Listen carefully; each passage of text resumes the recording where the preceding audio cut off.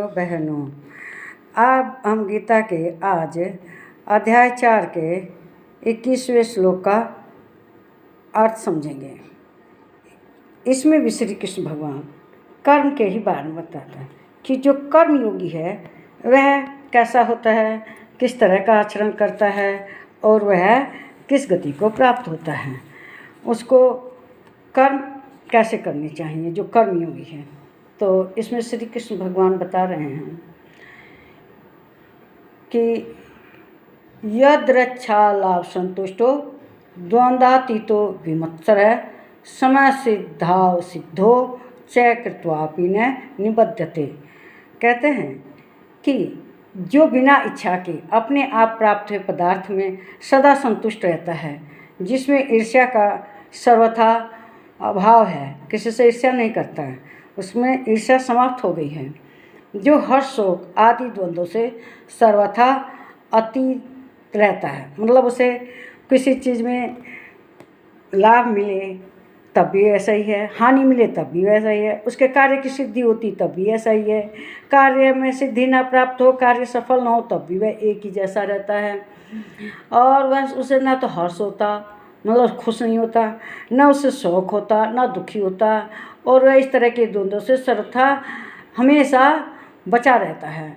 ऐसा सिद्ध और असिद्ध में कोनो कर्मयोगी किस तरह का कोई असर नहीं करता उसके ऊपर, सफलता मिलो असफलता मिलो, वह किसी चीज़ से भी विचलित नहीं होता और वह उसमें बंधता नहीं है कि दिन रात हे भगवान मेरा ये काम बना दे, हे भगवान ये कर दे। इसे इस बात से कोई मतलब नहीं रहता, बस अपने कर्म करता है, कर्म का जो फल है उसे स्वीकार्य रहता है। देखिए उसका शरीर जैसे है, शरीर में एक सीधा हाथ एक बायां हाथ है, राइट हैंड लेफ्ट हैंड। अब उसके दोनों हाथ में बराबर समभाव रहता है, ये नहीं कि बाएं हाथ में हो गया तो दुखी हो गया, दाहिने में नहीं हो तो सुखी हो गया, नहीं, उसके ही नांग हैं।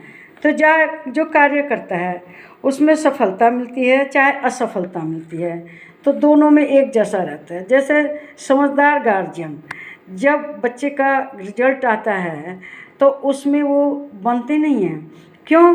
बच्चा असफल हुआ तो भी वो उसको कामयाबी की दृष्टि से ही देखता है, परीक्षा दी ना उसने, अब सफलता असफलता की बात नहीं, सफलता के लिए तो बच्चा उत्तरदायी नहीं है, क्योंकि हम साल भर जब उसके पीछे उतना पढ़ते जितना आज रिजल्ट निकलने के बाद असफल होने के बाद पढ़ रहे हैं, तो पहले पढ़ते तो साल भर के लास्ट में उसका अच्छा रिजल्ट आता, लेकिन हमने इस बात का ध्यान नहीं दिया और बच्चा को अब डांट रहे हैं डपट रहे हैं, ये गलत है। तो इसीलिए वही उस हमारे बच्चे का ही नफल है, चाहे वह असफल हुआ चाहे सफल हुआ। तो जब हमारे शरीर के दो अंग हैं, सिद्धि असिद्धि दोनों हाथों से हुआ है, तो हमें दोषी नहीं होना चाहिए, बल्कि सब में असमभाव रहना चाहिए। और कुछ भी करें उस कर्म बंधन से नहीं बनना चाहिए।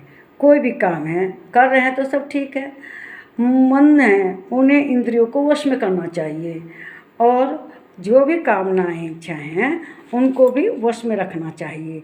ये नहीं कि आज रसगुल्ला खाने का मन करता खा के ही रहेंगे, बिना इच्छा के जो मिल रहा है वह सब ठीक है।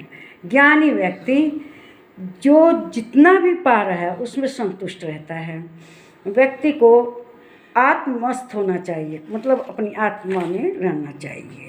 नमस्कार।